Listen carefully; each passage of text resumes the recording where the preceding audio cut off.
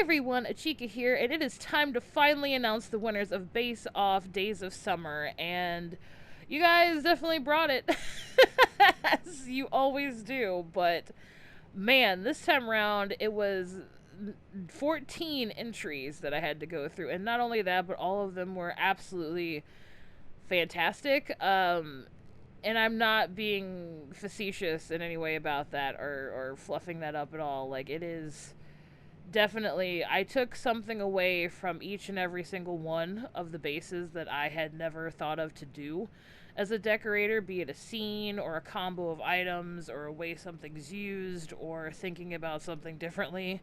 So again, thank you so much for letting me view your bases, but also letting the community have a chance to see your bases too, because it's really cool, and I think all of us have room to grow as decorators, and it's just, I mean, I'm just always blown away every time. You guys are super creative, and I love so much of what you've done.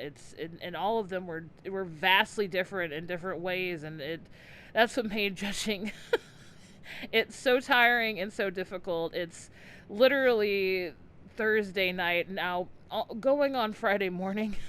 So yeah, I'm taking this right up to the deadline of judging your bases, because that's how incredible all of them were. So thank you again for your entries. And thank you for everybody who came out to the live stream. It was a 4 hour long live stream, and it went by like it was nothing, because everybody who was there was very talkative and fun, and we were all enjoying bases and just having a great time. And between all the good entries, it was a blast. So thank you so much for coming out. Thank you for everybody who watched the VODs. Thank you for all the donors and the supporters and just anybody who took an interest. You guys make this possible, and I love seeing what this community has to offer and what you guys do. It's really cool. So you guys just I don't know, fill me with so much happiness every time. Like, it's crazy to see what you guys do. So again, thank you. I just want to, I know I've said it like a lot this past week, but thank you so much for this for just everything. So anyway, let's get into the bad side, I guess, of you guys bringing it. Is my entire week was taken up by judging. Which isn't a bad thing, but I definitely combed through all your bases a ton of times. A lot of you probably saw me in and out of them if you were there. Yeah, it like I said, it's Friday morning, so it's like crunch time, and I just now figured out who placed where finally. And even then I had to create a tally system for all the criteria that I put out for the contest. And it went down to numbers. And honestly, like, each and every base was separated almost by 1 or 2 points. Like, and the top three were separated by like one each, and it's just yeah. It was a lot of judging. Like, just yesterday it was 6 hours long, me going through bases. So yeah, without further ado, let's get into the actual how I broke it down. You guys already know I have everything posted on the forums, how I'm going to judge. But I'm going to just do a little wrap up. So this is timestamp. So if you want to go forward to the winners, you can do that. But I'm going to break it down how I did judge. So again, there are 5 criterias, and then there's one overarching criteria for this one because it had a theme. So there's creativity, how creative you were with creating your base, but be it items, theming, immersion, whatever. Just creativity in general. Craftsmanship, how well did you craft your base? Basically, is it clean? Are there gaps in certain areas? Can I see things that I'm not supposed to see? Are items clipping weirdly? Are dividers crooked, etc.? Points taken off, or points being awarded if I don't notice any of that. That's like, the best craftsmanship is the craftsmanship you actually don't even notice, really, in a way. If it looks believable and it's gorgeous, then yeah, that's amazing craftsmanship.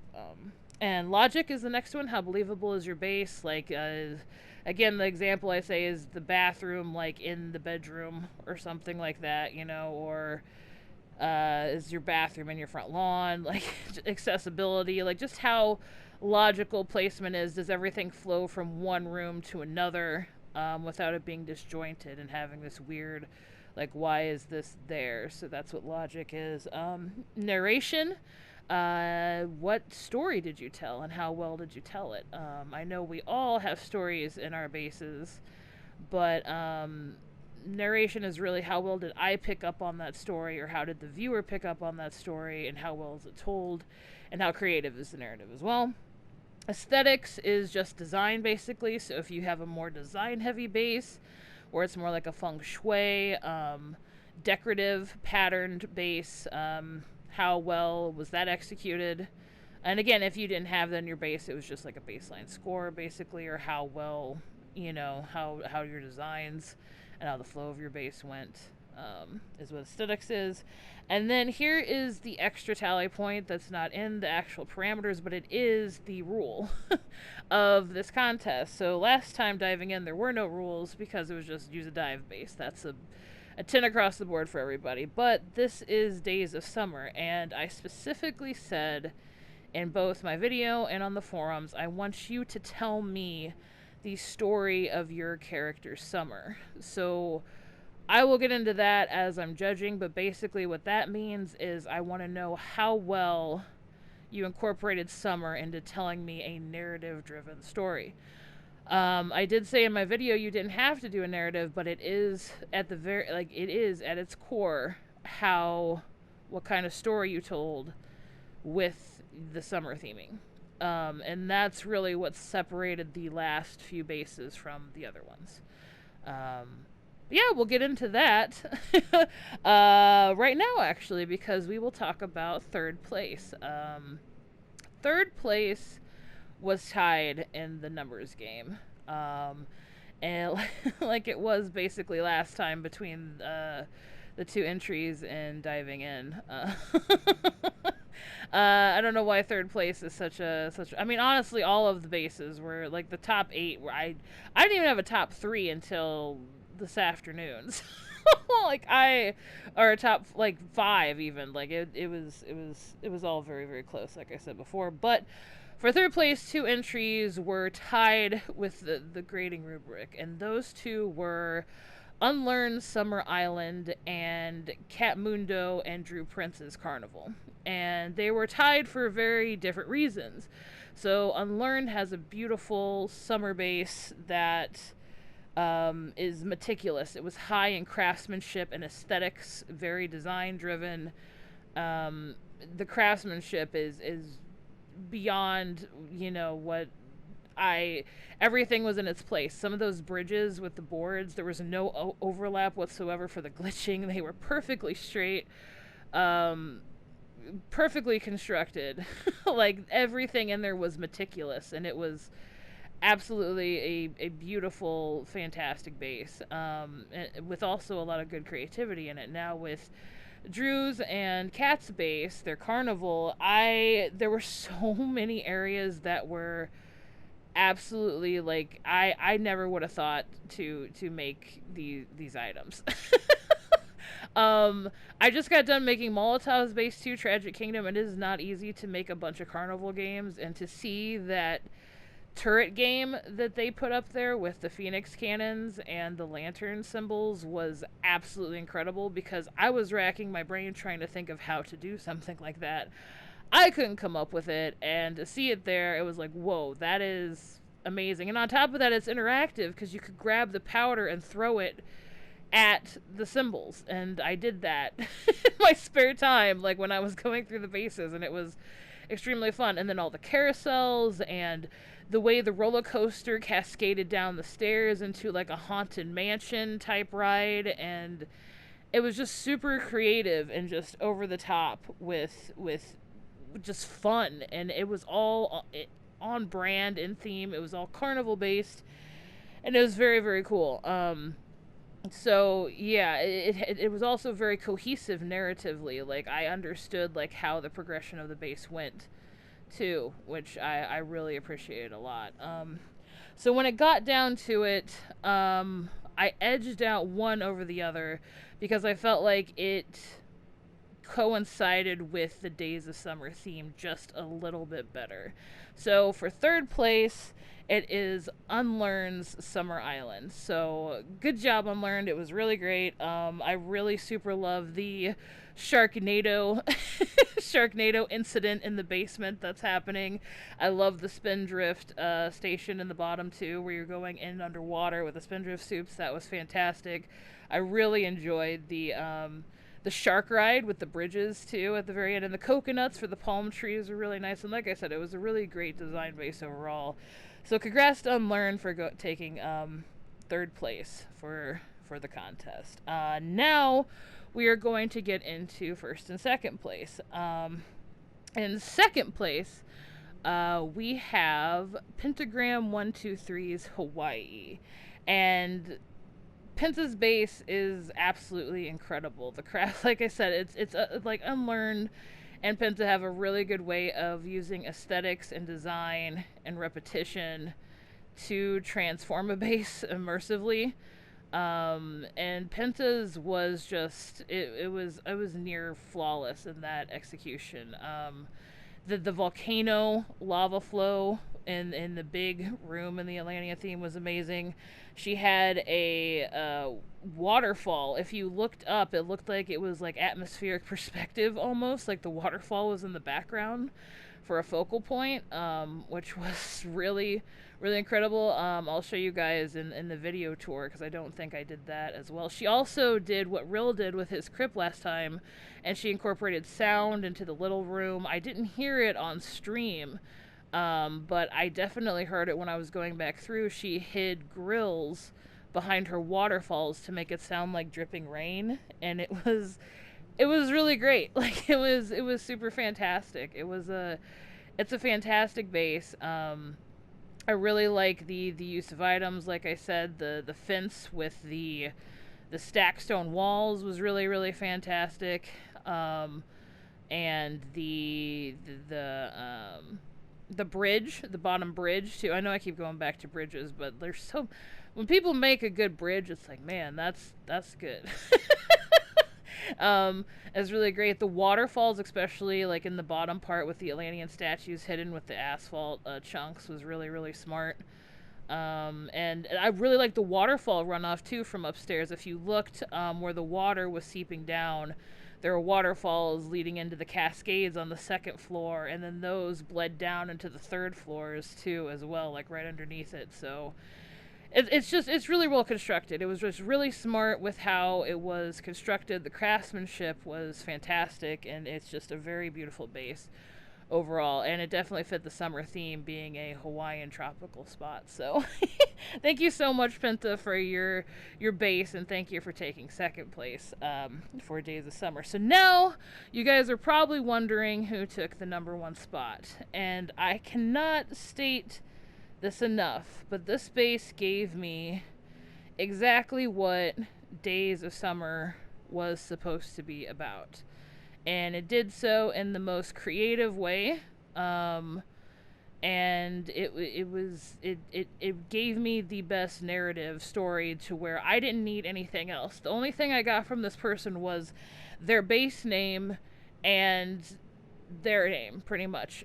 There was nothing else about the base that was told to me whatsoever, but I could easily put two and two together by the use of items and the way the base flowed.